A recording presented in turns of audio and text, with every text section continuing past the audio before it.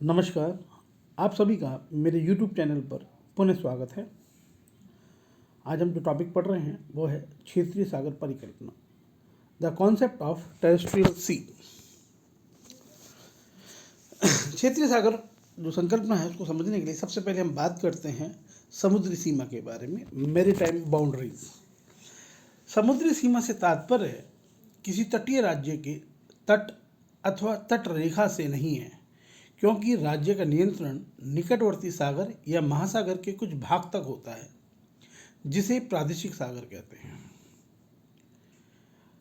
इसकी स्थिति तट से कुछ दूरी पर राज्य की प्रादेशिक जल क्षेत्र के बाहरी भाग तक होती है। ऐसी सीमाएं अंतर्राष्ट्रीय न होकर राष्ट्रीय होती हैं। ये एक राज्य को दूसरे राज्य से नहीं पृथक करती हैं, क्योंकि समुद्र तट के परे विस्तृत सागरीय क्षेत्र होता है, जो अब प्रतिरोधात्मक न होकर संयोजक का कार्य करता है।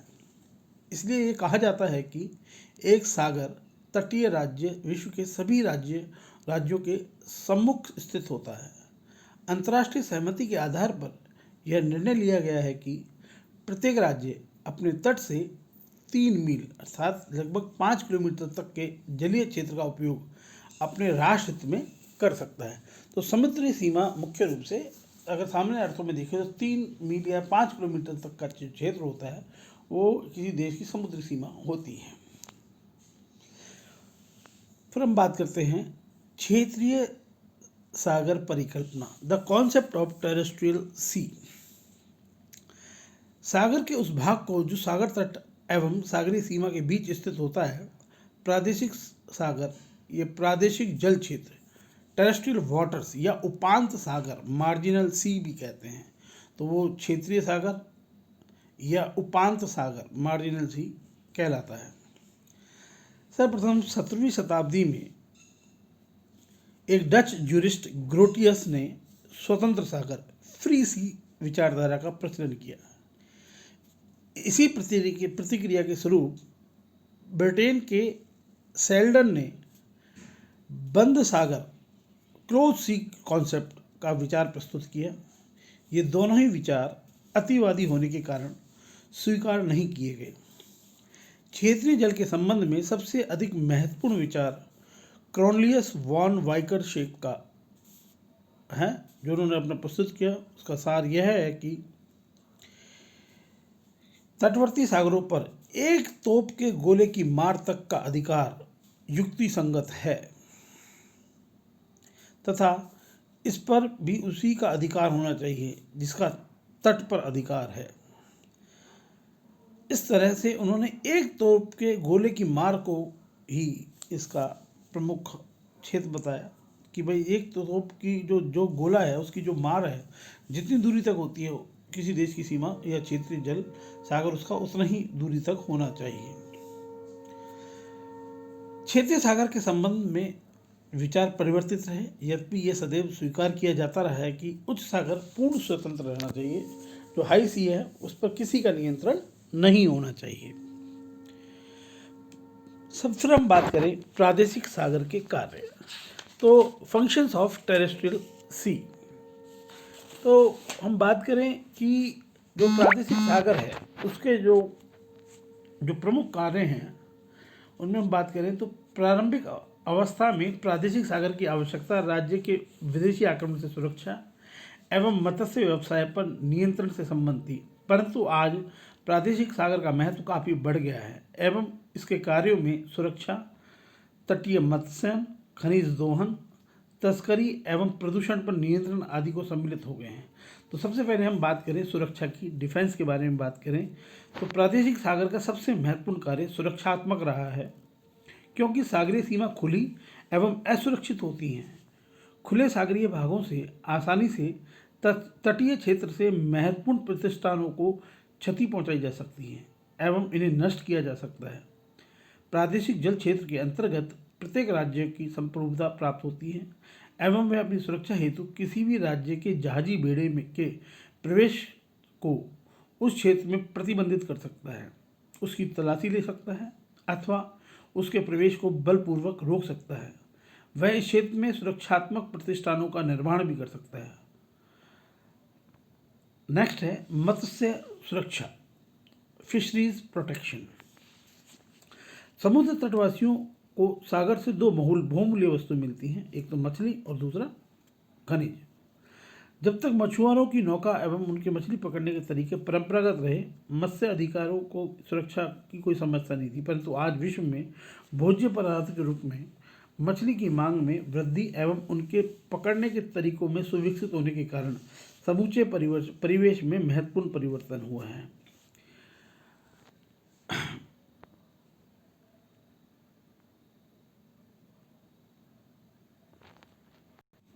अनुमति के बिना इस क्षेत्र में मछली पकड़ने वाले मछुआरों के विरुद्ध राज्य को दंडित करने का पूर्ण अधिकार प्राप्त होता है।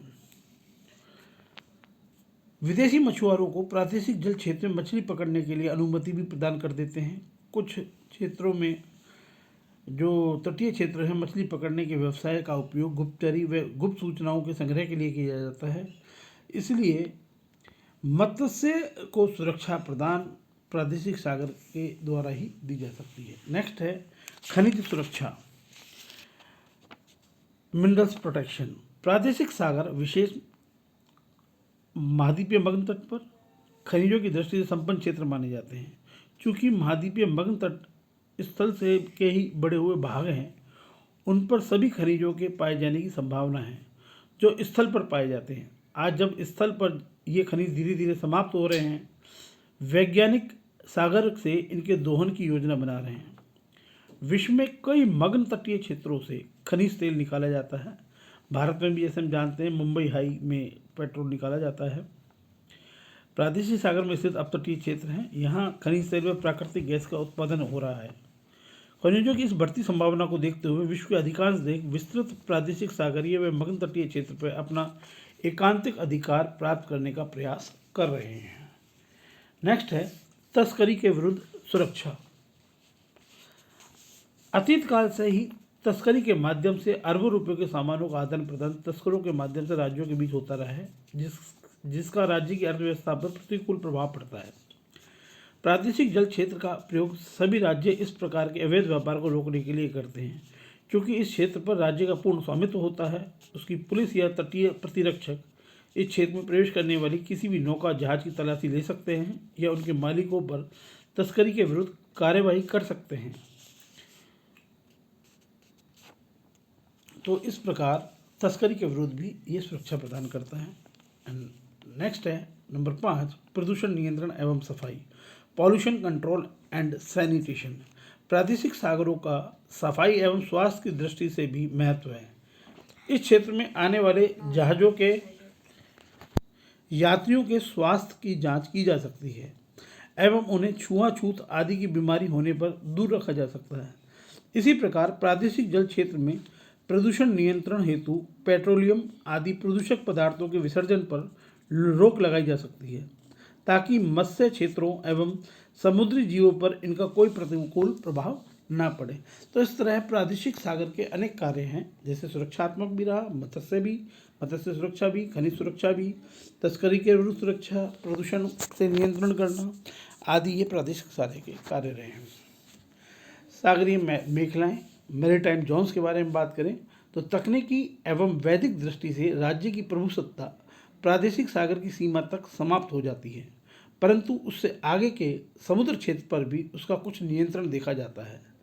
संयुक्त राष्ट्र संघ की सागरीय विधि के प्रथम, द्वितीय एवं तृतीय सम्मेलनों ने आंतरिक जल क्षेत्र एवं उच्च सागर के मध्य निम्न जो 6 क्षैतिज मेखलाओं को मान्यता प्रदान की गई है। तो सागरीय मेखलाओं को 6 भागों में विभक्त किया गया है, जैसा कि हम चित्र में देख रहे हैं। आंतरिक सागर, उसके बाद इंटरनल वाटर्स हैं, उसके बाद टेरेस्ट्रियल सी, क्षेत्रीय सागर के बाद कॉन्टिजियस सी, जिसे हम क्या कहते हैं, संलग्न मेखला। फिर है EEZ, एक्सक्लूसिव इकोनॉमिक जोन, जिसे हम आर्थिक अनन्य क्षेत्र भी कहते हैं। और लास्ट में है हाई सी, खुला सागर। तो इस तरह से ये 6 सीमाओं के अंदर, और एक कॉन्टिनेंटल शेल्फ, महाद्वीपीय मग्न तट, इन 6 मेखलाओं में इसको बांटा गया है। सबसे पहले हम बात करें आंतरिक जल क्षेत्र, इंटरनल वाटर्स। यह प्रथम मेखला है जिसमें खाड़ियों, लैगून, ज्वार नदमुखों आदि को सम्मिलित करते हैं एवं जो समुद्र तट एवं आधार रेखा के मध्य स्थित पाई जाती है। इस मेखला पर राज्य का पूर्ण प्रभुत्व होता है। इसमें विदेशी जहाज़ों के निर्दोष मार्ग, इनोसेंट पैसेज की भी अनुमति नहीं होती। तो आधार रेखा जो खींची जाती है, जो स्ट्रेट लाइन होती है, सबों को एक सीधी रेखा के द्वारा मिला दिया जाता है सारे तटों को, और उसके अंदर जो जल होता है वो आंतरिक जल क्षेत्र के अंतर्गत आता है। नंबर 2, प्रादेशिक सागर, टेरेस्ट्रियल सी। प्रादेशिक सागर का विस्तार आधार रेखा व सागरीय सीमा के मध्य पाया जाता है। इसकी चौड़ाई आधार रेखा से 12 समुद्री मील, ये 12 ओशियनिक नॉटिकल माइल या 13.8 मील या 22.2 किलोमीटर तक पाई जाती है। इस क्षेत्र के जल, सागर नितल व नभ क्षेत्र पर तटीय राज्य का पूर्ण प्रभुत्व होता है। तो प्रादेशिक सागर पर भी राज्य का पूर्ण प्रभुत्व होता है। नेक्स्ट है संलग्न मेखला, कॉन्टिजियस जोन। प्रादेशिक सागर के उपरांत संलग्न मेखला की शुरुआत होती है, जिसका विस्तार 24 समुद्री मील अर्थात 27.6 मील या 44.4 किलोमीटर तक पाया जाता है। इस क्षेत्र में तटीय राज्य सीमा शुल्क, राजस्व, आप्रवास तथा स्वास्थ्य कानूनों एवं नियमों के उल्लंघन को रोकने का अधिकार होता है। तो इसमें जो सीमा शुल्क को प्राप्त करना या आप्रवास कर लेना, राजस्व लेना आदि को सम्मिलित किया जाता है। इसमें भी हम देख सकते हैं कि सबसे पहले इंटरनल सी है। इंटरनल सी के बाद क्षेत्रीय सागर 12 नॉटिकल माइल तक है। उसके आगे 12 नॉटिकल माइल मतलब 24 नॉटिकल माइल पर कॉन्टिजियस जोन है। इसके बाद 200 नॉटिकल माइल तक एक्सक्लूसिव इकोनॉमिक जोन होता है। इसके आगे जो है हाई सी होता है। कॉन्टिनेंटल शेल्फ का विस्तार आगे तक भी हो सकता है। सामान्यतः इसकी जो दूरी है 200 नॉटिकल माइल तक ही मानी गई है, लेकिन कहीं कहीं ये अधिक भी हो सकती है। फिर हम बात करते हैं चौथा पॉइंट, एकांतिक आर्थिक मेखला या इसे आर्थिक अनन्य क्षेत्र भी कहते हैं, एक्सक्लूसिव इकोनॉमिक जोन, EEZ भी बोलते हैं इसे। एकांतिक आर्थिक मेखला का विस्तार प्रादेशिक सागर की बाहरी सीमा से समुद्र में 200 समुद्री मील या 230.2 मील या इसे हम 370 किलोमीटर तक पाया जाता है। इस प्रकार संलग्न मेखला इसके अंतर्गत समाहित है। इस क्षेत्र में सभी आर्थिक संसाधनों जैसे मत्स्यन, खनन, तेल अन्वेषण, संसाधनों का प्रदूषण आदि सम्मिलित हैं, पर तटीय राज्य का नियंत्रण माना जाता है। तो इन चीज़ों को लेकर ही इसमें मत्स्यन का कार्य कर सकते हैं, खनन का किया जा सकता है, संसाधनों का अन्वेषण किया जा सकता है, उनको उत्पादन किया जा सकता है। परंतु इस क्षेत्र में केबल डालने, समुद्री जहाज़ों के आवागमन और हवाई जहाज़ों की उड़ानों के लिए विश्व के सभी देशों को छूट होती है। ये देख सकते हैं इस मानचित्र में भारत का एक्सक्लूसिव इकोनॉमिक जोन दिखाया गया है, अरब सागर के अंदर भी और बंगाल की खाड़ी के अंदर भी। इसके अतिरिक्त अंडमान निकोबार द्वीप समूह के चारों ओर भी भारत का एक्सक्लूसिव इकोनॉमिक जोन जो 200 नॉटिकल माइल तक है वो दिखाया गया है। नेक्स्ट पांचवा पॉइंट है महाद्वीपीय मग्न तट, कॉन्टिनेंटल शेल्फ। महाद्वीपीय मग्न तट का विस्तार समुद्र में 200 समुद्री मील तक पाया जाता है। मतलब जो एक्सक्लूसिव इकोनॉमिक जोन का जो क्षेत्र है वहाँ तक ये पाया जाता है।